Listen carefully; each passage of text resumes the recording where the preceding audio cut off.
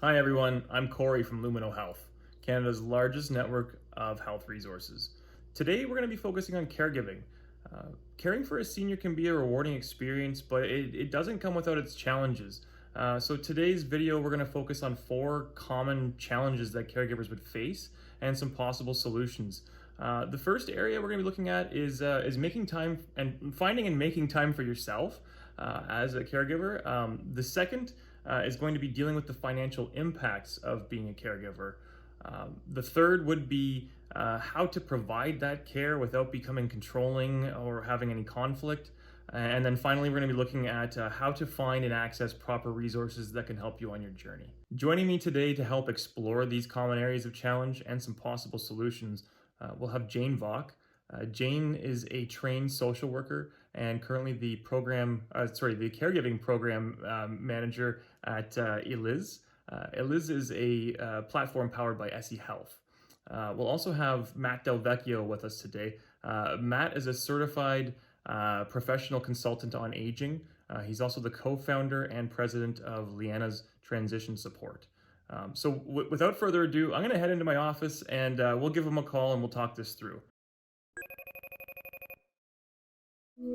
So guys, welcome. Thanks for joining me today. As I mentioned in my intro, I've got Jane Vock and Matt Del Vecchio with us today. Jane, would you mind starting off by telling us a little bit about Elizz? Sure. Elizz, which is really powered by SE Health, is like an online platform to provide support, information, education for caregivers at sort of every stage of the caregiving journey. Okay, we also have Matt Del Vecchio, the founder and president of Lianas Transition Support Services. Welcome, Matt. Thanks for having me. Would you mind telling us a little bit about Lianas and the services they provide? Sure, there's really 2 components to it. The first part is when someone, a member of a family, parents need to transition from home into a senior's residence, be it long-term care or into independent living, semi-autonomous living. We help guide them through that whole process with doing a needs assessment, narrowing down the many options out there, organizing it so that it's down to the top 2 or 3.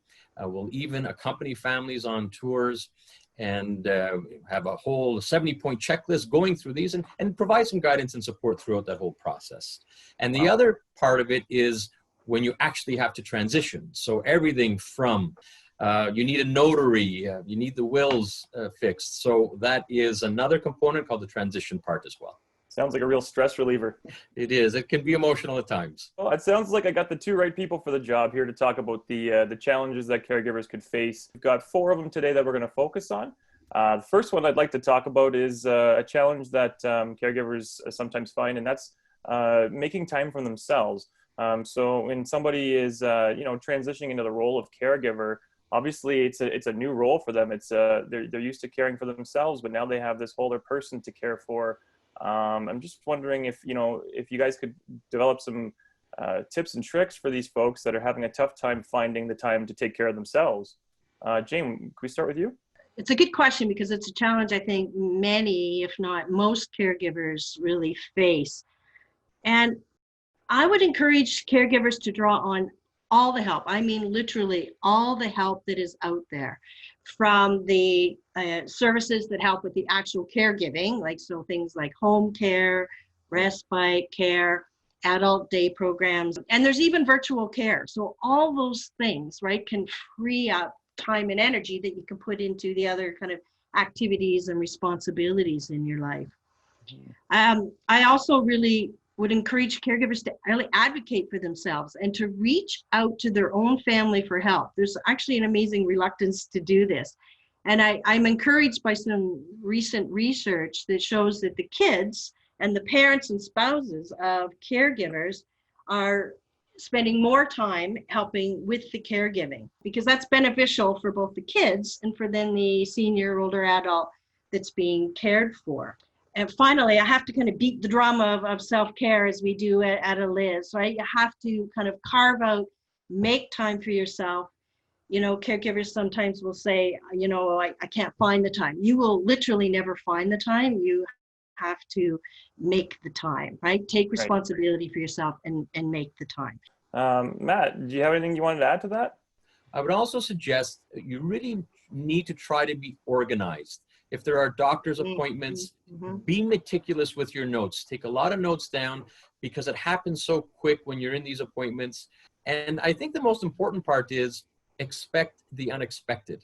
In other words, no matter how well organized you are, and we deal with some super organized people and they get really frustrated when something gets thrown for a curveball. There is a fall maybe, or you have to go to a doctor or a hospital, or someone misses an appointment. It's okay. Things are going to happen. So try not to get frustrated and upset about that. Expect the unexpected.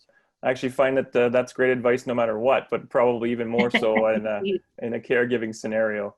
Let's discuss the next challenge that we're going to talk about today, dealing with the financial impacts of being a caregiver. So as somebody, again, as they take on this new role that they haven't otherwise had in their life, it's a whole new set of expenses sometimes that could come out of pocket. Can you take us through some steps on things that they can do to sort of be mindful of this and, be prepared? Matt, let's start with you.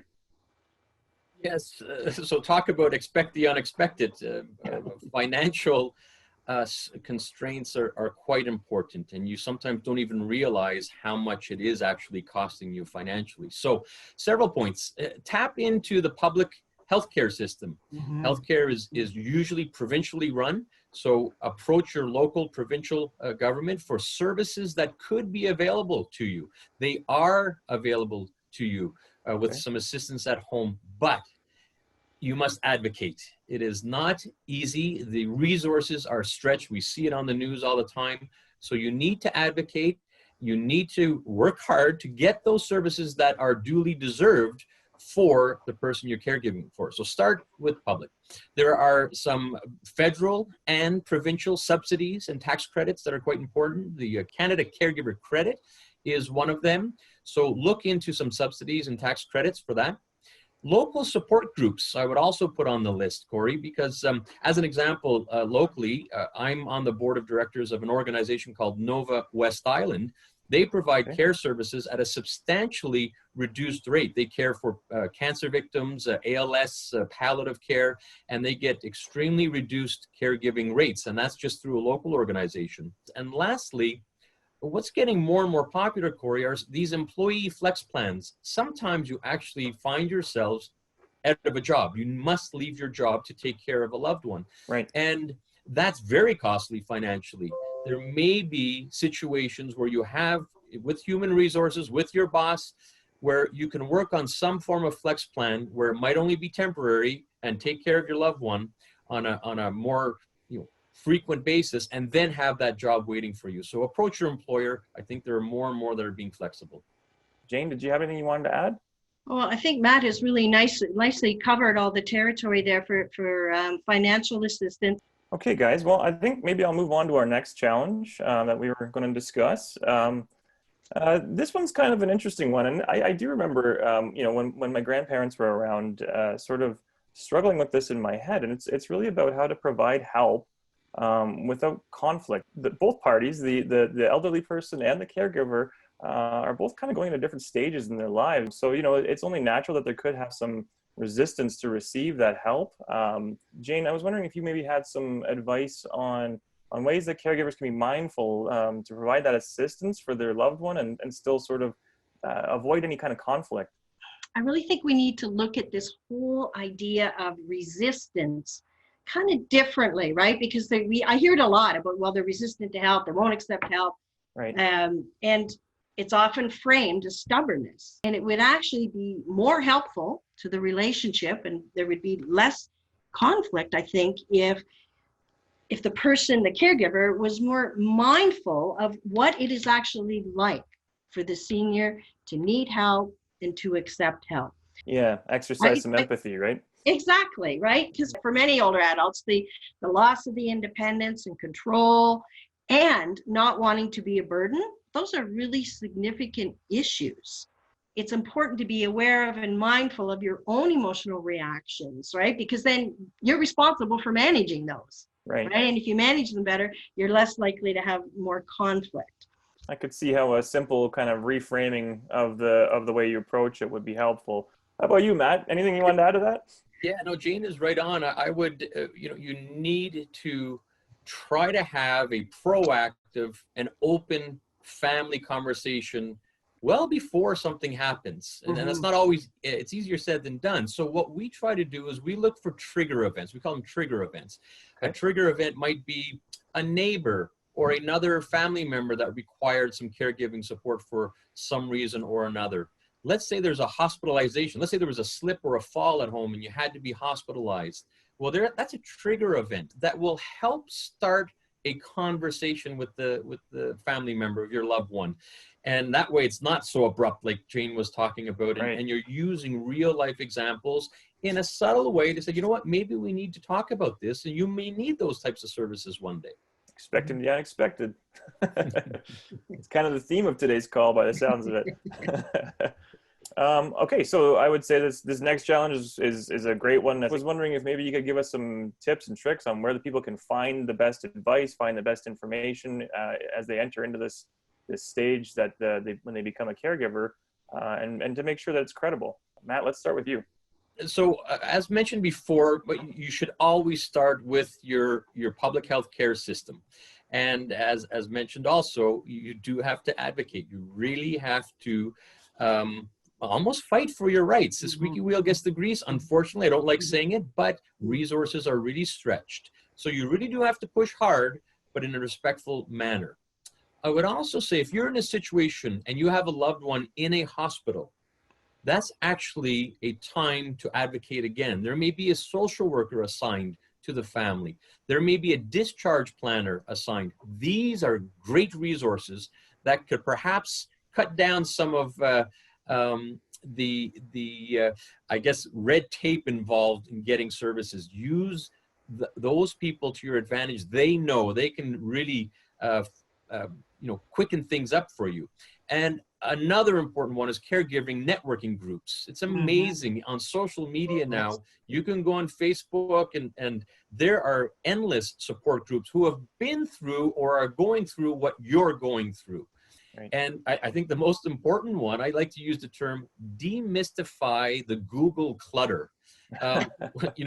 You're doing a research, you're Google, next thing you know, you're in this rabbit hole and like, oh my goodness, there's way too much information. And that's what I love about Lumino Health, because it is an excellent network of health resources. Nice and simple, type in what you want, and they've got some good examples of who you can call. So try to demystify that Google clutter. That sounds good. Okay, guys. Well, I mean, we've had a pretty great conversation here today. I feel like we've covered the 4 areas that we wanted to cover the most. We talked a little bit about making time for yourself as a caregiver. We talked about the financial burden and what we can do to sort of offset. We've talked about how to provide help without conflict, and finally, we talked about where to find the resources. Did you guys have any final thoughts you wanted to share with the viewers before we signed off today?